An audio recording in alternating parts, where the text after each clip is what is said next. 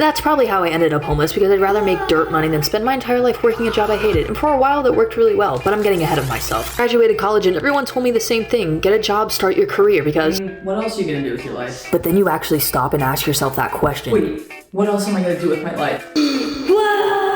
So instead of getting the full-time, high-paying big girl job, you move and try to start your own business. You have absolutely no idea what you're doing. Naturally, it doesn't work out, so you move again. Except this time, you go all the way across the country by yourself, knowing pretty much no one. You decide to try modeling, even though you have no idea how to do that either, and somehow that turns into taking photos and creating videos for brands. You finally get a job to pay the bills, but it had to be remote. And it basically pays nothing, but it lets you work from anywhere. So you figure out how to make it work. You get roommates, you make compromises, you find your own version of paradise. Because you'd rather make less and actually have the freedom to live than spend all of your time sucked into a draining job just because it pays more. And somehow, despite making dirt money, you're living better than you ever expected. You visit another country, explore 10 new states, meet people you never would have met. You sandboard across deserts, snowboard down one of the hardest slopes in North America when you definitely had no business being on it. Meet a guy who was in a Transformers movie and continue with your regularly scheduled program until you become homeless. So you couch surf across 4 different states, try becoming an online coach, watch your bank account drain almost completely. But alas, there's this little thing called hope, and somehow that carries you all the way back across the country. You get your own place with a few $1,000s left in the bank, and you pick up another random job that lets you work from pretty much wherever you want. Now, 5 years later, you're sitting there asking yourself the same question again.